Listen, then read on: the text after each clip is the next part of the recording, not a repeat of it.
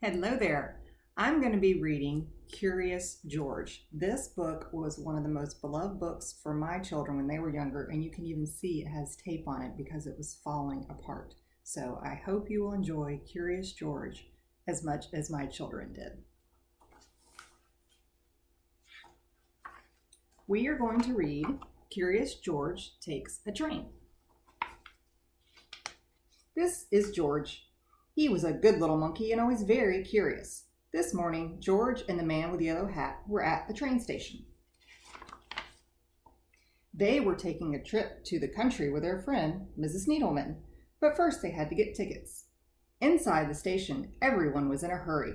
People rushed to buy newspapers to read and treats to eat. Then they rushed to catch their trains. But there was one little boy with a brand new toy engine was not in a hurry, nor was a small crowd next to him. They were just standing in one spot looking up. George looked up too.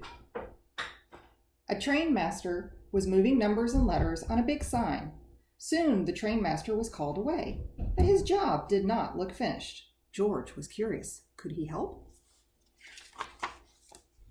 George climbed up in a flash.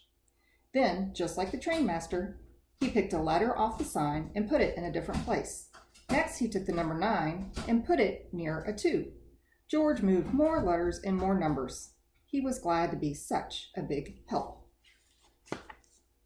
"Hey," yelled a man from below, "I can't tell when my train leaves." "What track is my train on?" asked another man. "What's that monkey doing up there?" demanded a woman. She did not sound happy. The train master did not sound happy either. "Come down from there right now," he hollered at George. Poor George. It's too easy for a monkey to get into trouble, but lucky for George, it's also easy for a monkey to get out of trouble. Right then the conductor shouted, "All aboard!" A crowd of people rushed towards the train. George simply slid down a pole, scurried over a suitcase, and squeezed with the crowd through the gate. There he found the perfect hiding place for a monkey. The little boy with the toy engine also ran through the gate. "Look, Daddy," he said, "a train." His father looked up. "Come back, son," he yelled. "That's not our train."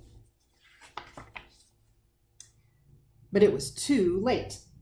The gate locked behind him. The boy began to cry. He saw the boy's toy roll towards the track. The boy ran after it. This time George knew he could help. He leaped out of his hiding place and ran fast.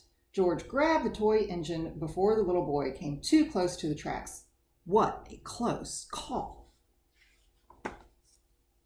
When the train master opened the gate, the boy's father ran to his son. The boy was not crying now. He was playing with his new friend. "So there you are," said the train master when he saw George. "You sure made a lot of trouble on the big board." "Please don't be upset with him," said the boy's father. "He saved my son." The people on the platform agreed. They had seen what had happened, and they clapped and cheered. George was a hero.